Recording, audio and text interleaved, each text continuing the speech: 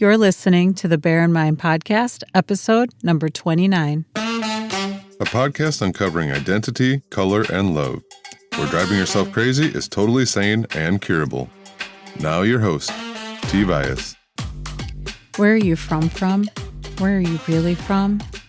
What are you? Where were your parents born? What's your background? All of those questions I kind of clump into this category of origin questions. And I'm guessing if you're listening to this episode, you've been asked one of these types of questions in your life multiple times. And today I'm going to talk about one option in answering that question. And I'm actually revisiting this question. It was actually the first episode. It's titled, Where Are You Really From?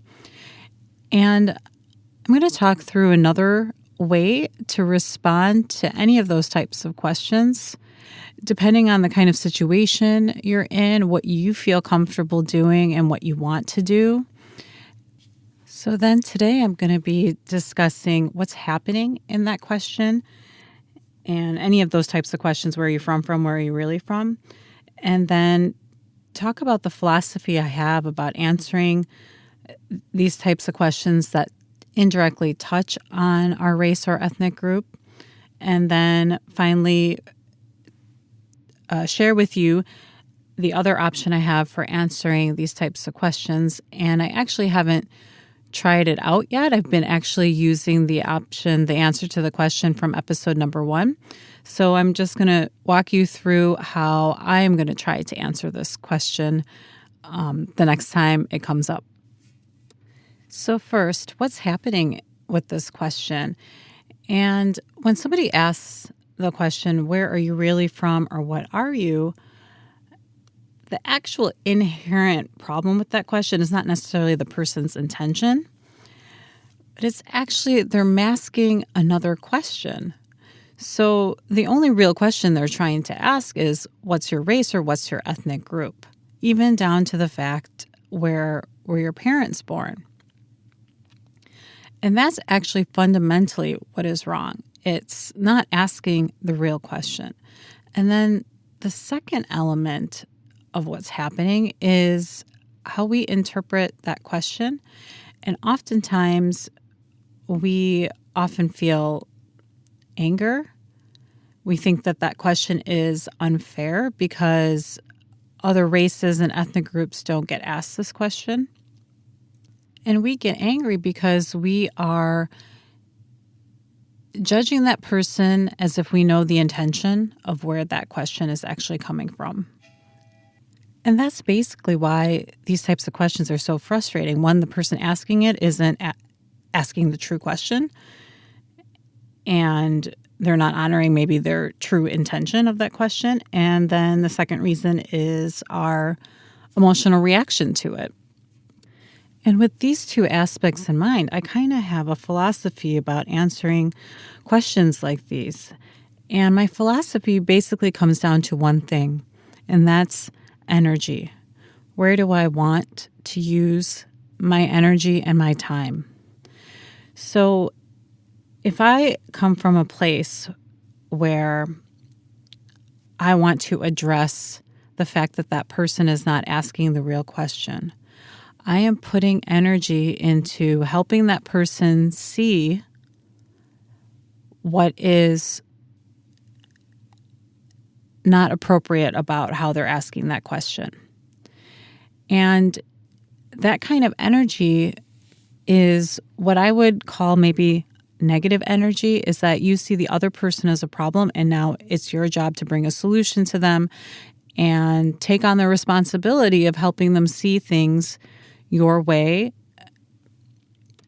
And this actually I find to be really energy draining, to try to see somebody as a problem and think, okay, I have the solution and you need to look at the world this way. I am essentially taking on that person's responsibility, and that's taking a lot of my energy to think, okay, I need to make you aware of why that question is inappropriate. And it's also energy draining to take on that responsibility. But another reason is that I've been asked this question a lot. And I'm guessing you have too. And so every time somebody asks me this question, and if I were to go about it as if, okay, they're the problem and I need to address this problem and come to a solution, I would be draining a lot of my energy, and in particular, a lot of my energy usually in the beginning of a conversation, because usually these questions are asked very early on when you're getting to know somebody. So yeah, trying to have somebody see something differently or change the way they approach situations is actually going to drain you. Just trying to change anybody is going to actually drain you. So instead, I try to come from a place of what will give me energy, or where can I put my energy into? And I've decided to put my energy into making space for my story. A lot of times, my story or stories of people of color, Black people, there is no space for these stories. And even in everyday conversations, I want to create that space for however I see my origin story, and let it be there. And putting my energy into that gives me energy, because I can then say, okay, my story, there's a chance to tell it. There's an opportunity with this question for my story to take up space in this conversation.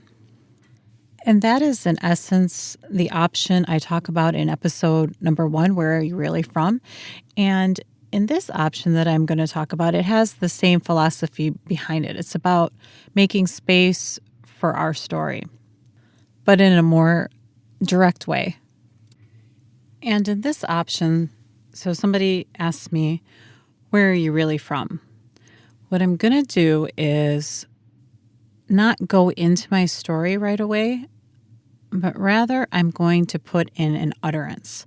So an utterance is like, oh, ooh, yeah.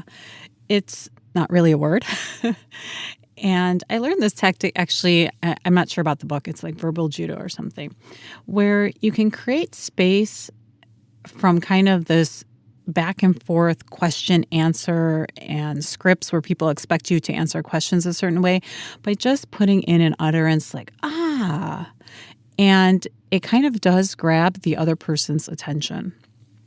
So I'm going to first go with, oh, and then I'm going to say, you're asking what's my ethnicity, or however you want to word it, what's my race, what's my ethnic group. And it's important to note that I'm not asking the person, oh, do you mean to ask me what's my ethnicity? Because I don't want to turn the conversation over back to them. I'm still holding that space for my own story. So I am just going to say, you mean what's my ethnicity? And the next thing I'm going to do is I'm going to say that I like answering that question. So it's going to be like, you mean to ask me what's my ethnicity? I love answering that question, or I love telling my story, or it's a great question. I put in a little aspect of what I genuinely feel is that I love to share my story. This is my opportunity to share my story. So it goes from an utterance to stating the actual intended question. So you mean, what's my ethnicity, to making a positive remark about that question. And then I tell my story in 2 to 3 sentences. And I tell it from how I see my origin story. I don't wait for the question to be asked properly. I state however I see it, and that could be however you see it. And in episode number 2, What's Your Ethnicity?, I talk about looking at and reflecting on what our reference points are of our origin story. And since then, I've done some reflection on my own origin story, and I could easily answer or tell my story that my origin is from India. My ethnicity is Indian or South Asian. And so what I've done is actually added 2 to 3 sentences about my origin. And instead I say that, well, my parents grew up in 2 different states in India, and he grew up in a big city, and my mom grew up on a farm. And it's kind of fascinating that they have built a life together with their two different backgrounds. So I go to 2 to 3 sentences about something that I find very interesting about my ethnicity, about where I come from. So I'm going to wrap it up by saying that I think the option I present in episode number 1 is great for more in-group situations. And I think the next time I'm going to use this option when I'm in a conversation more one-to-one with somebody. However, ultimately, it's up to each of us and how we want to answer that question. So I'm going to actually leave you with how Dr. Ibram X. Kendi answers this question in his book, How to Be Anti-Racist. He writes, "The face of ethnic racism bears itself in the form of a persistent question, where are you from? I am often asked this question by people who see me through the lens of ethnic racism. Their ethnic racism presumes I, a college professor and published writer, cannot be a so-called lowly, lazy, lackluster African American." He then goes on to share an example of where he's asked the question, where are you really from? And when that was not sufficient, the person asked, where are your parents from? He then explains where his parents are from the state of New York and Georgia. And then he adds, quoting, "I am a descendant of enslaved Africans in the United States." I'll check back with you next week. Thanks for listening. Listen for a new episode next Tuesday by subscribing on your favorite podcast platform. Bye for now.